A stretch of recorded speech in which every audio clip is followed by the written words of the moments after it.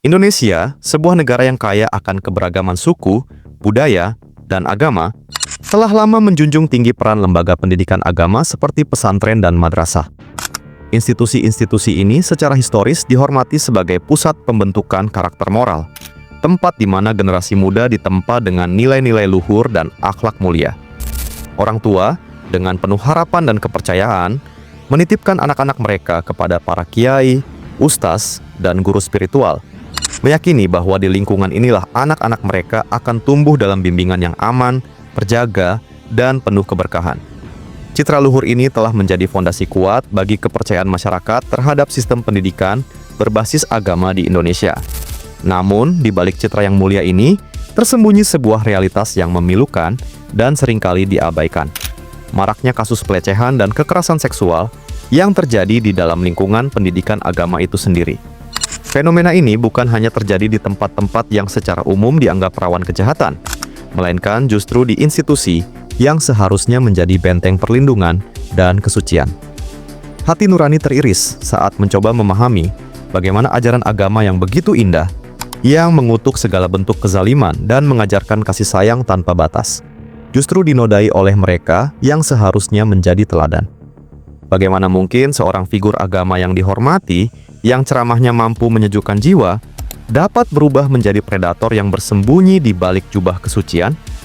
Peristiwa-peristiwa tragis ini seringkali direduksi sebagai ulah oknum semata, seolah-olah label tersebut dapat meredakan kompleksitas masalah yang ada. Namun, pertanyaan mendasar yang harus diajukan adalah, berapa banyak lagi oknum yang harus muncul, berapa banyak lagi nyawa yang harus hancur, sebelum kita menyadari bahwa ini bukan lagi sekadar kasus pribadi yang terisolasi, ini adalah masalah sistemik yang mengakar, yang menunjukkan adanya celah besar dalam mekanisme perlindungan, pengawasan, dan akuntabilitas di dalam lembaga-lembaga tersebut. Mengapa sistem di dalam lembaga pendidikan agama gagal melindungi mereka yang paling rentan? Mengapa begitu sulit bagi seorang anak, seorang santri, untuk bersuara ketika tubuh dan jiwanya dirampas? Ada ketakutan yang mendalam, rasa malu yang menghantui, ancaman yang nyata, bahkan manipulasi dalih agama yang secara efektif membungkam korban. Seringkali, alih-alih mendapatkan dukungan dan perlindungan, korban justru disalahkan, diragukan, atau dipaksa bungkam demi menjaga nama baik sebuah institusi. Ironi ini sungguh menyakitkan dan memerlukan perhatian serius. Video ini dibuat dengan tujuan untuk menganalisis secara mendalam data dan fakta terkait kekerasan seksual di lembaga pendidikan agama. Fenomena kekerasan seksual di lembaga pendidikan agama di Indonesia bukanlah isu yang terisolasi, melainkan masalah serius yang terungkap melalui berbagai data dan laporan yang mengkhawatirkan. Angka-angka ini memberikan gambaran yang lebih jelas mengenai skala dan karakteristik masalah yang terjadi di lapangan. Data dari berbagai lembaga menunjukkan prevalensi kasus kekerasan seksual yang sangat mengkhawatirkan di lingkungan pendidikan, termasuk lembaga berbasis agama. Komnas Perempuan, misalnya, melaporkan bahwa selama periode 2015 sampai 2020, terdapat 51 kasus kekerasan seksual di lembaga pendidikan. Dari jumlah tersebut, 19% kasus terjadi di pesantren atau pendidikan agama, menempati posisi kedua setelah universitas yang menyumbang 27% kasus. Ini menunjukkan bahwa lembaga pendidikan agama memiliki kerentanan yang signifikan terhadap kasus kekerasan seksual. Meskipun data yang ada sudah sangat mengkhawatirkan, angka sebenarnya kemungkinan jauh lebih tinggi dari yang dilaporkan. Data ini secara jelas menunjukkan bahwa masalah kekerasan seksual di lembaga pendidikan agama adalah isu yang signifikan dan memerlukan perhatian serius. Angka-angka ini tidak hanya menggarisbawahi skala masalah, tetapi juga menunjuk pada pola-pola tertentu, seperti dominasi pelaku dari kalangan figur otoritas dan kerentanan anak-anak di lingkungan berasrama. Tingkat pelaporan yang rendah juga menjadi indikator kuat adanya hambatan sistemik yang perlu diatasi untuk mengungkap seluruh dimensi masalah ini. Para pelaku kekerasan seksual di lembaga pendidikan agama seringkali sangat lihai dalam melancarkan aksinya, memanfaatkan celah kepercayaan dan otoritas yang mereka miliki. Modus operandi mereka tidak hanya bersifat fisik, tetapi juga melibatkan manipulasi psikologis dan spiritual yang mendalam. Salah satu modus utama adalah penyalahgunaan karisma dan otoritas spiritual.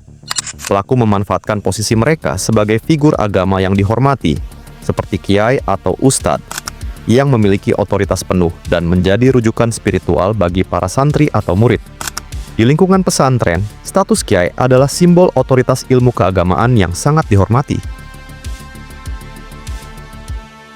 Ketergantungan santri pada pemimpin pesantren untuk kebutuhan sehari-hari, pendidikan, dan bahkan masa depan mereka semakin memperkuat posisi pelaku dan melemahkan daya tolak korban. Para pelaku juga memanipulasi ajaran agama dan mengeksploitasi kepercayaan buta. Mereka memelintir ayat-ayat suci dan membengkokkan makna agama demi melancarkan nafsu bejat mereka. Modus ini bisa berupa bujukan hingga ancaman kepada korban. Ini menunjukkan bagaimana kepercayaan yang tulus terhadap figur agama dapat dimanfaatkan sebagai alat untuk eksploitasi. Selain itu, pelaku juga mengeksploitasi kerentanan dan kesempatan. Mereka memanfaatkan kerapuhan jemaat atau santri, mengkhianati kepercayaan yang diberikan, dan memenuhi kebutuhan mereka sendiri dengan mengorbankan korban. Kekerasan seksual seringkali terjadi karena adanya kesempatan. Misalnya, ketika korban berada sendirian dalam kondisi sepi. Perbedaan usia yang jauh antara pelaku dewasa dan korban anak-anak juga menciptakan relasi kuasa yang timpang, meningkatkan potensi kekerasan seksual. Modus operandi juga bisa berupa pendekatan emosional secara pribadi, yang sering menargetkan anak di bawah umur. Bentuk kekerasan yang dilakukan tidak selalu berupa kontak fisik secara langsung. Kekerasan seksual juga mencakup tindakan non-fisik, seperti verbal, non-fisik, atau melalui teknologi informasi dan komunikasi.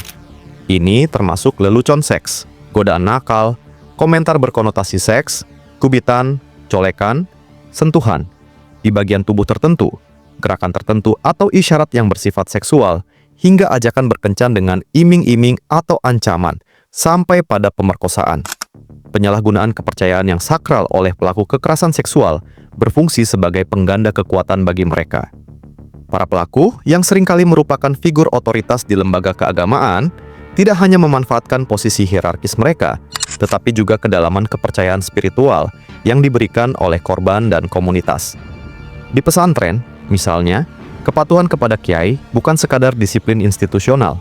Kepatuhan budaya dan spiritual yang mendalam ini menciptakan lingkungan di mana mempertanyakan otoritas menjadi sangat sulit, bahkan dianggap tabu. Akibatnya, kepercayaan yang mendalam ini menjadi alat manipulasi yang kuat.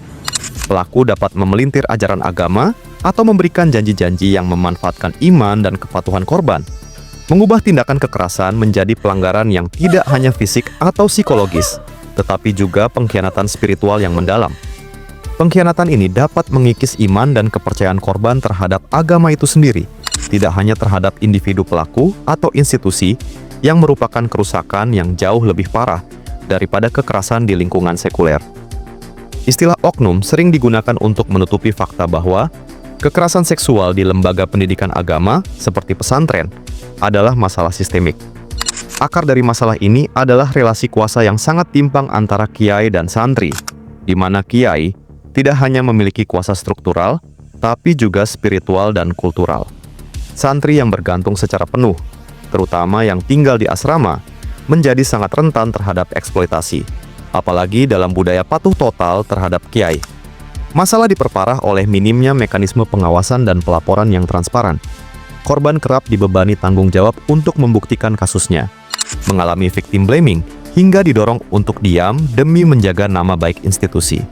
Aparat hukum pun kadang memperlambat proses dengan menyulitkan korban dalam pelaporan. Ilusi bahwa pesantren adalah tempat yang aman justru membuat orang tua dan masyarakat menurunkan kewaspadaan. Ketika kepercayaan ini dikhianati, korban mengalami trauma berlapis karena tempat yang seharusnya aman menjadi sumber kekerasan. Sementara itu, budaya diam, stigma sosial, dan perlindungan terhadap pelaku melanggengkan siklus kekerasan. Memutus rantai ini butuh perubahan besar, mulai dari membongkar relasi kuasa yang timpang, memperkuat sistem pelaporan dan akuntabilitas, hingga mengubah cara pandang masyarakat, dari menyalahkan korban menjadi melindungi dan mendukung mereka.